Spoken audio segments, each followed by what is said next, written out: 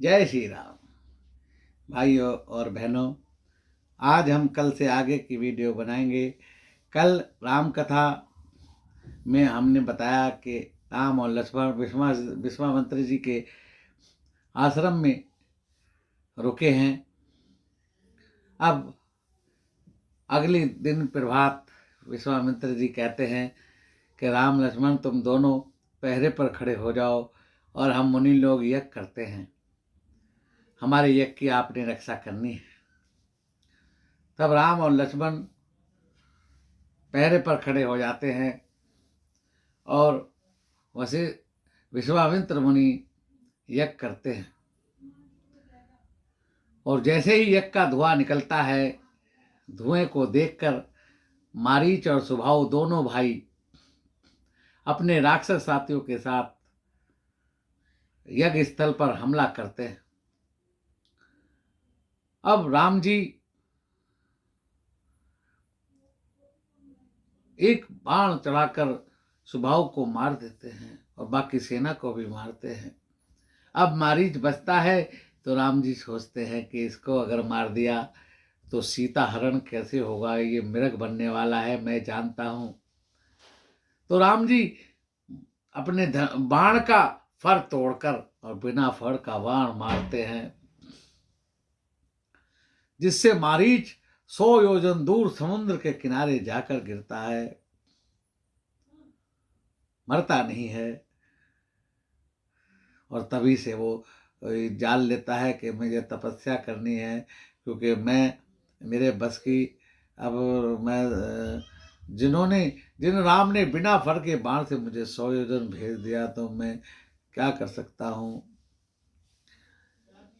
अब भगवान राम और लक्ष्मण जब सारे राक्षसों का ताड़क बन के समापन कर देते हैं, समाप्त कर देते हैं, तब विश्वामित्र जी मुनि कहते हैं कि हे राम, आज हमारा यज्ञ संपूर्ण हो गया है, हमें अब यज्ञ करने की आवश्यकता नहीं है, क्योंकि हम जिस राम के लिए यज्ञ कर रहे थे वो राम स्वयं हमारे पास आ गया है। राम जी कहते हैं आप यज्ञ कीजिए गुरुजी, कोई दिक्कत नहीं, कोई भी राक्षस आएगा मैं देखूंगा। कुछ दिन कुटिया में विश्वामित्र जी के साथ रहते हैं, हवन यज्ञ करवाते हैं। तभी मिथिला का एक दूत आकर विश्वामित्र जी को एक पत्रिका पकड़ाता है। विश्वामित्र जी पत्रिका पढ़ते हैं तो मिथिला के राजा जनक ने एक संदेशा भेजा है, और क्या लिखा है कि भाई मैं अपनी बेटी जानकी का, सीता का स्वयंवर कर रहा हूं और मैं उसमें आपको आमंत्रित करता हूं। आप आकर यज्ञशाला की शोभा बढ़ाएं और मेरी बेटी को आशीर्वाद दें।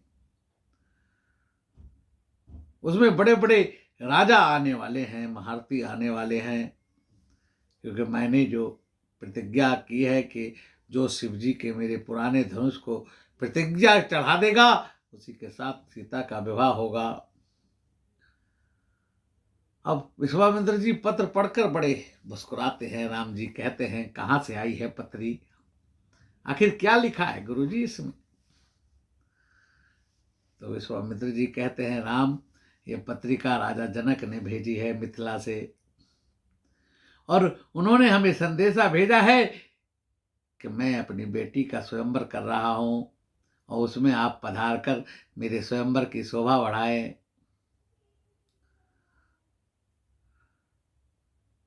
हम जी कहते हैं फिर आप मुस्कुराए क्यों, क्योंकि ये धनुष कोई साधारण धनुष नहीं है, जिसकी प्रतिज्ञा चढ़ाने की शर्त राजा जनक ने रखी है।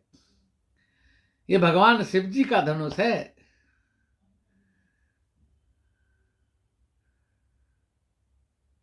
और ये राजा जनक के पास रखा गया था,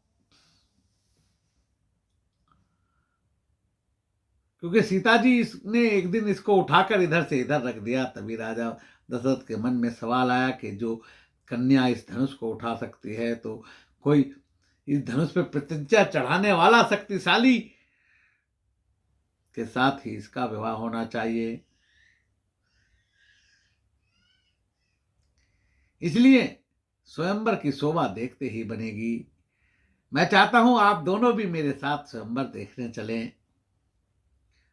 हम जी ने कहा ठीक है गुरुजी, जैसी आज्ञा, हम तो आपके ही आधी आपके साथ हैं। पिताजी ने कहा है जैसे ये आपके माता पिता हैं, जैसे एक आज्ञा दे वैसे करना है। कि ठीक है, कल सुबह हम प्रातः मिथिला के लिए प्रस्थान करेंगे।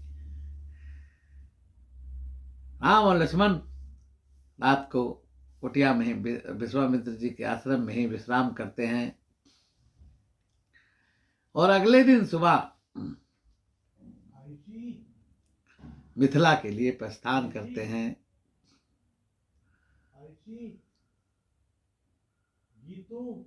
आज की वीडियो को हम यहीं विराम देते हैं। आगे की कथा कल की वीडियो में बनाएंगे। भगवान राम सबका मंगल करें। जय श्री राम।